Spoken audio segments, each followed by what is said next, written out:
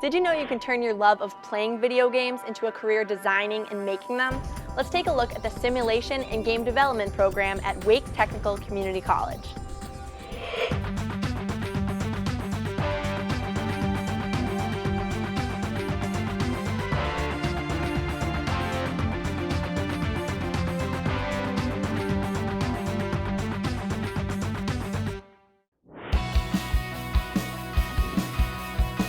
Community colleges are all about preparing folks for the workforce. That is our primary mission, workforce development. So we work very closely with industry representatives, advisory committees, and they really drive what we train individuals on. So when students are finished with us, they're ready to enter the workforce because we have designed that program based upon what they have told us to do.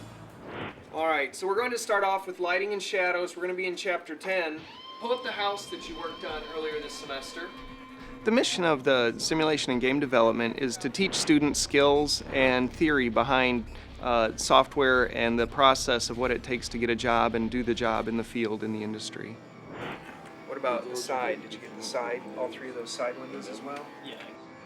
One of my favorite courses here was the 212 class. It's where we had to make a game every 2 weeks. So that was 8 games we made in that entire semester. And it was the greatest experience I'd ever had.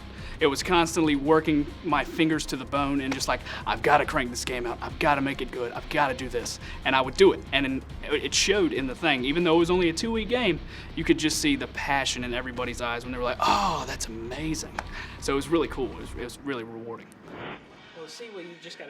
So the type of student we get is normally somebody who's interested. They've played games all their life, and they've realized that, wow, that's not just playing games, but I could actually make games and develop them.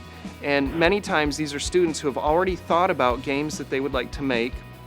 They'll be playing a game and they'll be thinking, wow, it would be really neat if I could create a game that's very similar to this, but I could have my own ideas, my own characters, my own story. And so they come here and they actually get the chance to develop these ideas that they have and make them a reality. How do I change the scale of this?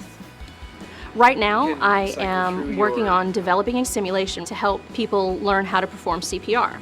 This is something that I'm doing on my own as a side project to help build up my portfolio and hopefully teach people how to save lives.